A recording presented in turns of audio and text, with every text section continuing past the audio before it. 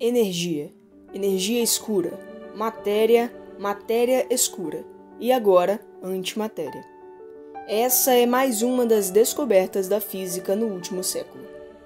Novamente, o fundamento para a antimatéria começou com o físico Albert Einstein e a teoria da relatividade geral, que gerou, após revisões, a descoberta desse diferente artífice. A antimatéria já foi usada como temas para episódios de série ou filmes, e por isso pode para muitos passar a ideia fictícia. Mas sim, isso é possível.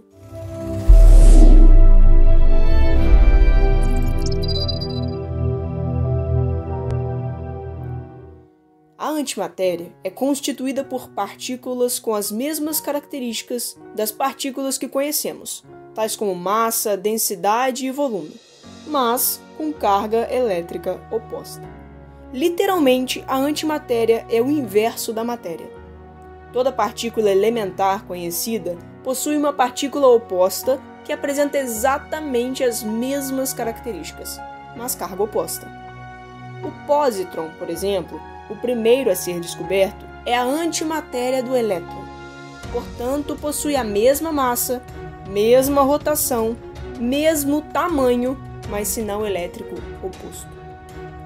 Quando uma partícula de matéria encontra sua antimatéria, há um processo de aniquilação, ou seja, ambas são destruídas e há liberação de uma alta quantidade de energia.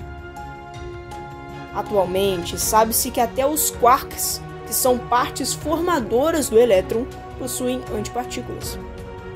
A teoria do Big Bang indica que tanto a matéria quanto a antimatéria devem ter sido criadas em uma quantidade igual no começo do universo. Hoje, no entanto, sabe-se que existe muito mais matéria do que antimatéria, e por isso entende-se que alguma coisa deve ter ocorrido para causar essa assimetria. Foi no ano de 1928 que o físico britânico Paul Andrew M. Dirac revisou a equação da equivalência entre massa e energia proposta por Einstein e propôs que a massa deveria ser considerada com valores tanto positivos quanto negativos. A proposta de Dirac permitiu considerar a possibilidade da existência de antimatéria, o que abriu as portas para o que viria a seguir.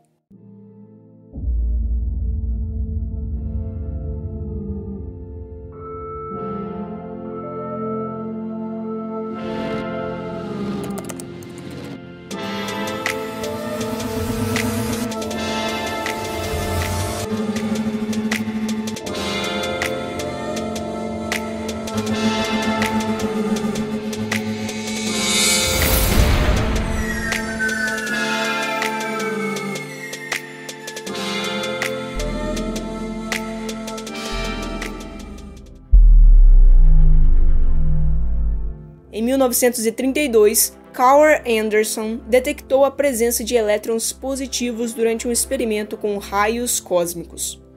A partícula oposta ao elétron, ou antielétron detectado, foi chamado de pósitron e tem as mesmas características do elétron, mas carga elétrica de sinal positivo. Em 1955, cientistas artificialmente formaram o antipróton por meio de um acelerador de partículas. Por isso, é comum dizer que a antimatéria é uma consequência de união de ideias de duas grandes revoluções da física, a teoria da relatividade e a mecânica quântica. Mas, pelo que se sabe até hoje, a antimatéria precisa ser produzida em laboratório, e é produzida por meio de colisões entre partículas. Essas colisões são realizadas em aceleradores de partícula, como o Fermilab, nos Estados Unidos, e o CERN, na Europa.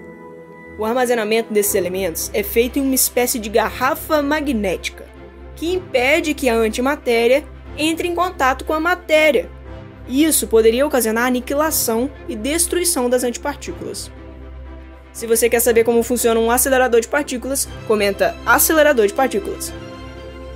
A antimatéria é o elemento mais caro do mundo. Isso porque para criar uma só partícula de antimatéria é necessário dispor de 10.000 partículas de matéria. Isso é feito em altíssimas velocidades, gastando uma quantidade enorme de energia, o que eleva demais os custos de operação.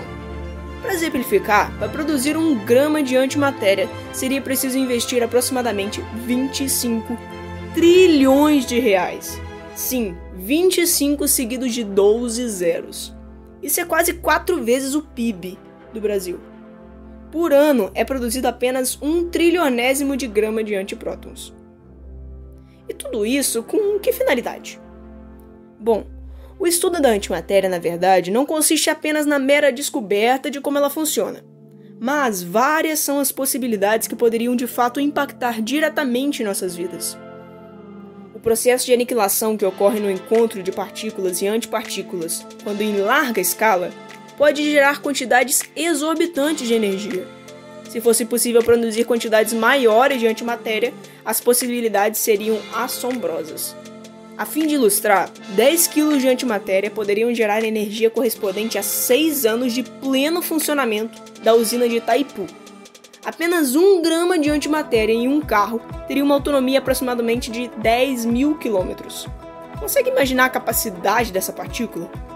Além disso, uma das possibilidades de aplicação da antimatéria é a construção de motores superpotentes.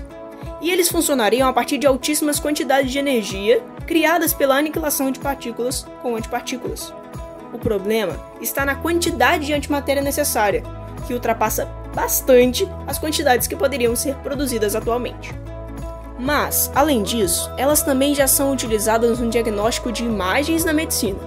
O exame PET-scan, por exemplo, é uma tomografia por emissão de pósitrons, em que imagens tridimensionais são formadas a partir da interação, que é inofensiva, de pósitrons com o corpo humano. Por fim, até mesmo as Forças Armadas norte-americanas desenvolvem pesquisas para a criação de bombas feitas com antimatéria. Isso porque a aniquilação gerada pelo contato da matéria com a antimatéria das bombas poderia gerar explosões com potencial destrutivo muito maior que o das ogivas nucleares.